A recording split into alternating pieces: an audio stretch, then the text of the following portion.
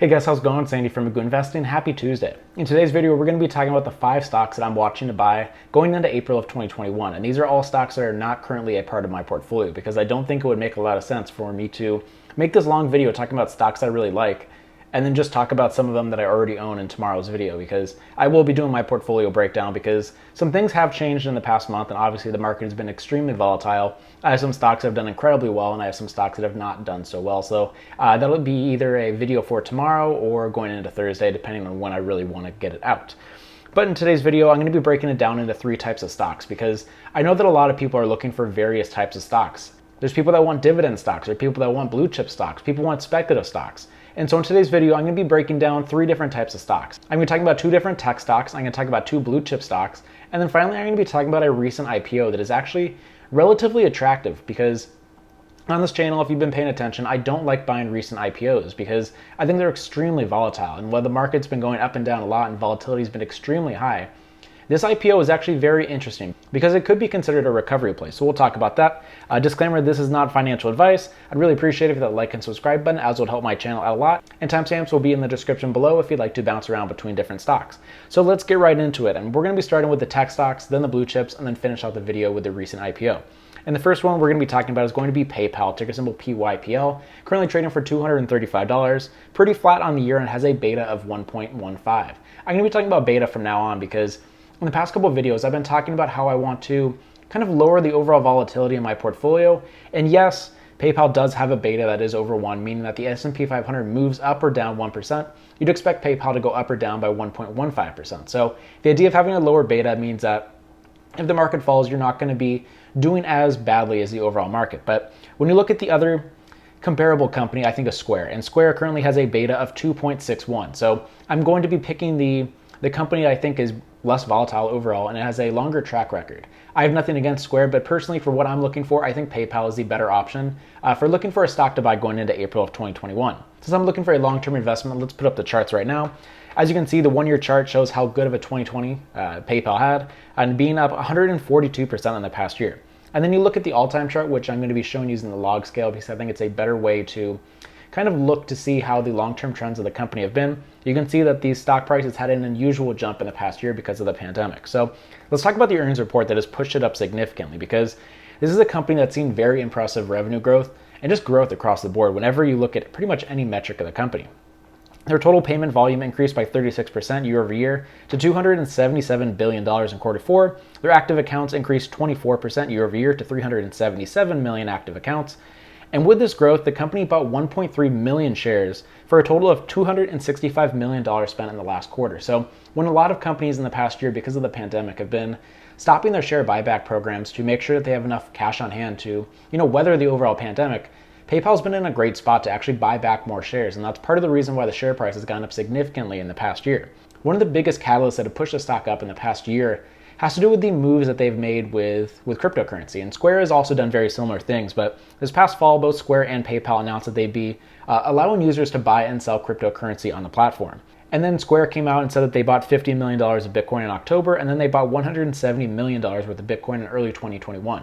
And PayPal has come out and said that they don't plan on investing in cryptocurrency as of right now, but this was a huge push up for not only PayPal as a place to buy and sell cryptocurrency, but it also goes along with the rise in price that we've seen with something like a Bitcoin, Ether, even Dogecoins. People have been more exposed to cryptocurrency, and since you're able to buy and sell it, that has also boosted the value of the company. And then today they announced that they're going to be allowing users to pay with cryptocurrency on the platform. So the more exposure to cryptocurrency you have, you could consider that a good or a bad thing. If you wanted more exposure to cryptocurrency, I think Square obviously has a little bit more exposure because they have invested in it significantly. But I think PayPal is better because of the overall stability of the company and the fact that it's been around for a long time. One interesting stat that I found is that people that own crypto on PayPal log in twice as often as people that don't. And that's probably because people are very curious to see how their money is being moved day over day, considering how volatile owning cryptocurrency has become. When I look at the numbers from the earnings reports, I think something that's really interesting is that 45% of PayPal accounts are from outside of the US, meaning that they've already had their pretty significant international reach. When we've talked about a lot of the social media companies, specifically with Snapchat, is we wanted to see them expand in international markets, specifically into India. And those were places that had very low average revenue per user, and that's a metric that's very important to look at. But the fact that PayPal has done very well at expanding in international markets makes me feel very good. And then looking at their guidance, they expect their total payment volume to have growth in the high 20%, and they expect to add 50 million new net customers in fiscal 2021, and revenue to increase by 17% on a currency neutral basis. This is one of my favorite companies to buy overall because it has an incredible track record, and I think it has fantastic growth opportunities with cryptocurrency and the fact that people are more likely to use a peer-to-peer transaction like a PayPal. So overall, that's why I decided to put it first on my list, and let me know what you guys have to say about PayPal. Ticker symbol PYPL in the comment section down below. The next stock on this list is going to be an interesting one with LMND, ticker symbol LMND, which is currently trading for $84, and it's down 32% on the year. And they do not have a 5-year beta because it recently IPO'd in 2020, but their 1-year beta is 2.54, which is actually surprisingly less than Square.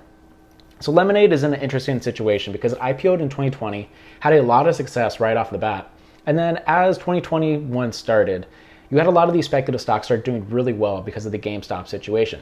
Then you start having the change of investors moving away from speculative stocks, and that's where you've seen a lot of these selling recently. When I show up the all-time chart, you can see that the stock price has retained a decent amount of its value, even though it has sold off significantly. But when you look at the year-to-date chart, it's pretty tough, as a lot of investors have been cycling out of these speculative stocks. So first off, LMND offers renters, homeowners, pet, and life insurance by using AI and behavioral economics to try to make better services compared to the traditional insurance companies.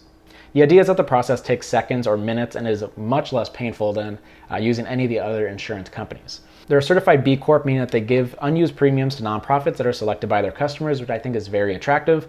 And they're currently open in the US, Germany, France, and the Netherlands. Let's talk about the numbers that they've released that I've actually really liked. There was a lot of negative publicity from the last earnings report that has resulted in the stock price selling off significantly. But when I'm looking for a long-term investment, when I see the long-term potential of this company, I think it's very attractive. So let's talk about some of these numbers. When I first talked about this company as being one of my favorite stocks for 2021 back in December, the reason that I really liked it is that I thought this was a company that was only going to improve over time, because as people first start getting involved with the company, they're not going to be spending that much at the beginning. But as they stay longer and longer, I think the numbers are going to improve over time. And that is really what we've been seeing with their earnings reports recently. The idea is that when people are starting out with renters insurance, and then they're going to be moving up to buying homeowners insurance when they eventually buy a house. And this is what the company calls their graduation rate, and they've been very impressed by the numbers that they've been seeing, and has resulted in that graduation rate resulting in premiums that are 6 times higher for the homeowners insurance compared to the renters insurance. That led to premiums per customer increasing 20% year over year, and now they've reached a total of 1 million customers, which is a 56% increase year over year. And with this increase in new users, the company mentions a new business penalty where they see 15 to 20% higher loss ratios for the first year of them being involved with the company. But the longer that they stay around, they're going to be making more money because they're going to be graduating eventually, and they're going to be having less fees and some of the promotional ways that they get people involved with the company. So early on, you're going to see some high loss numbers, but I'm not as worried about that. The net loss has increased in the past quarter, but I'm still pretty optimistic. And you'll notice that while the loss increased, when you look at it by a per share basis, it's actually gotten better. And that's because they did have a share offering on January 11th, which makes it so there's more shares. And since the losses stayed relatively similar, it has increased a little bit. When you look at it by a per share basis, it has gone down. So I thought that was important to mention. But they've also seen product growth, and now they have at least one product available in all 50 states after having only 27 states when they IPO'd back in 2020. And these new customers have been moving towards homeowners and pet insurance, which results in higher premiums. They'll be releasing term life insurance, which wasn't included in their last earnings report. And overall, I think it's fair to say that LMND went up in value too quickly. And now that we've been seeing the sell-off, yes, it is very risky because of the speculative nature of the company, but I think there's some very attractive numbers coming out of it if you're considering it for a long-term investment. And that's why it's one of my stocks to watch going into April of 2021.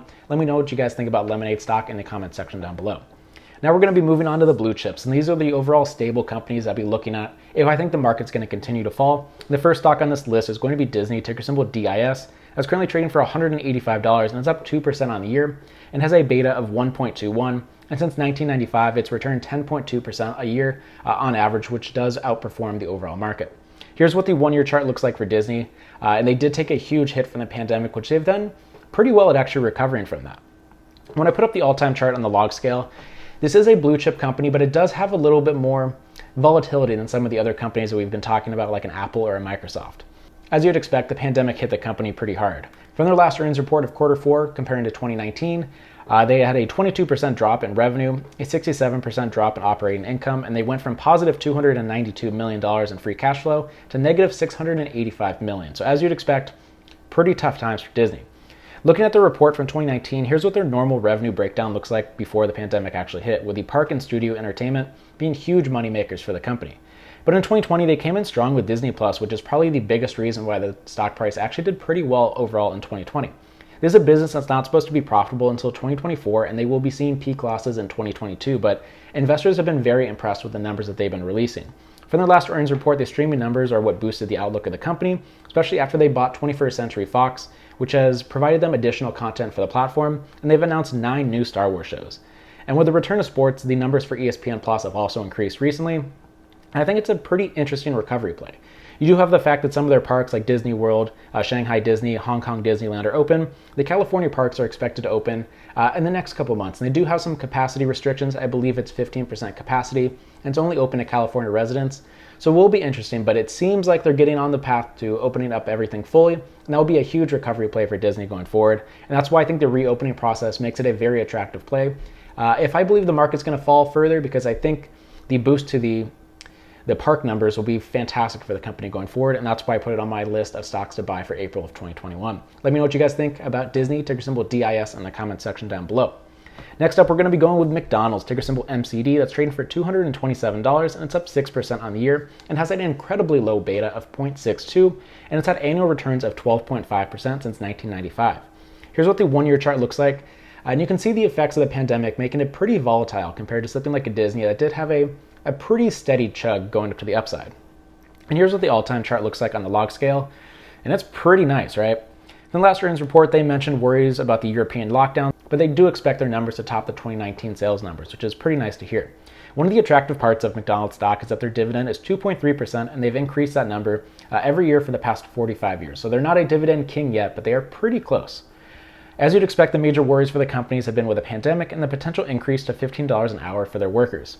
But the CEO has come out and said they're not worried about that happening because they've had the experience of what happened in Canada, and they're not really worried about them having too negative of an impact on the company overall.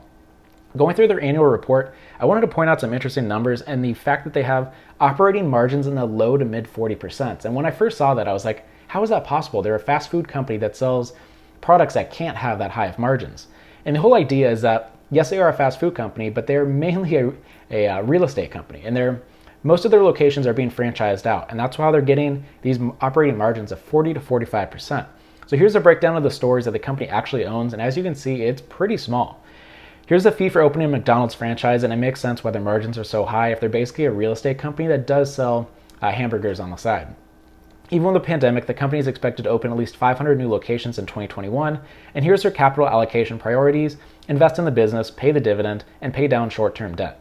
And as an investor, I'd be pretty happy with the numbers that they've released recently and their outlook going forward, especially because they franchise out a lot of their locations, so they don't have that type of risk, considering that a lot of these contracts are signed for 20, 25 years. So that's why I would consider McDonald's as an interesting blue chip stock to buy, because it's been incredibly stable over the past, 50 years. The fact that it's a very nice blue chip and they have a dividend yield of 2.3%, and it's outperformed the overall market since 1995. And then the last stock on this list is going to be Airbnb, ticker symbol ABNB, because I think this is a very interesting IPO to take a look at. It's trading for $182 and it's up 24% on the year. And while it IPO'd on December 10th, it jumped 112% on its first day. And since that point, I've actually been pretty surprised that it's been able to retain a lot of its value. When I put up the chart, you can see that it has sold off a little bit, but still pretty impressive the fact that it's still up pretty high when something like a LMND sold off significantly since its IPO and kind of the switch in investor sentiment in the past couple months. From their first earnings report on February 25th, they did have a loss of $3.9 billion, but beat expectations for revenue. Let's talk about that loss, because I was kind of surprised to hear that they have had profitable quarters in the past. They had 2 profitable quarters in 2018 and 1 in 2019. But they did mention in their S1 filing before they went public that they do have the potential that they might never be profitable in the history of their company. So I like looking at the S1 filings for recent IPO companies because it has them outline a lot of the worries and concerns that the company has going forward. And so profitability, not the biggest thing in the world, but obviously you would like a company to be profitable eventually. They also mentioned that they will be slowing down their marketing spending in 2021 because they believe that they could have 95% of the same amount of traffic and have spent $0 on marketing. So they saw that as an interesting learning opportunity and the fact that they'll probably save more money overall. They had 46 million nights and experiences in quarter 4, which was down almost 40% year over year and was down 25% from quarter 3, which is very interesting when you compare the fact that quarter 3 was right in the middle of the pandemic. So it's going to be interesting to see what their next quarter looks like for their numbers. But I was pretty surprised to see that their overall revenue was only down 22% year over year. And the company came out and said that that shows the resilience of the company overall. So I kind of like those numbers. Airbnb is very risky, and they mentioned some worries in their S1 filings that their free cash flow has been declining and could continue to decline. So this is a very interesting company because it is a relatively new IPO. So you have that type of excitement, but you also have the reopening process as being a long-term bull case for the company.